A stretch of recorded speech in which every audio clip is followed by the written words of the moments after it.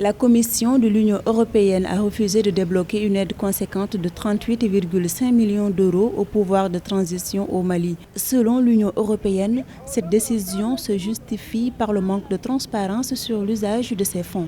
À ce titre, l'Union européenne exige entre autres mesures des autorités maliennes qu'elles fassent transiter par les banques locales le paiement des soldes de l'armée malienne. Cette position de l'Union européenne vis-à-vis de la transition politique en cours au Mali n'est pas une première. Cela rentre dans le cadre du protocole d'accord sur la bonne gouvernance édité au début des années 2000 par cette institution internationale. Il est donc évident que le Mali vit un régime d'exception et dans la priorité inscrite dans ce protocole d'accord sur la bonne gouvernance de l'Union européenne, vous avez des chapitres prioritaires, notamment le financement des élections. L'Union européenne reconnaît une grande distorsion entre le volume de l'aide versée en faveur du Mali et les réalités sur le terrain.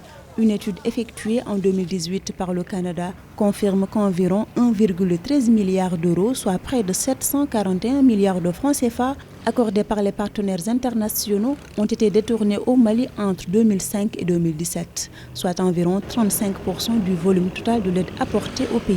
Ce qu'il faut comprendre dans cette décision, c'est de comprendre que l'Union européenne adopte aujourd'hui une diplomatie de prudence. Donc cette organisation sait très bien qu'à la fin des processus traditionnels en Afrique, les risques de fraude, de gabegie, de malversation restent très élevés en tant que tels. Et nous espérons que dans les prochains mois, le climat de méfiance qui existe aujourd'hui entre les autorités de l'Union européenne et la transition politique au Mali pourra être levé pour que la confiance puisse être restaurée au grand bonheur du peuple malien, car la population y attend énormément des bailleurs de fonds et du financement international. Selon les analystes et les observateurs, l'aide destinée au Mali est inefficace du point de vue du développement économique, alors que le pays dépend très fortement de l'aide internationale.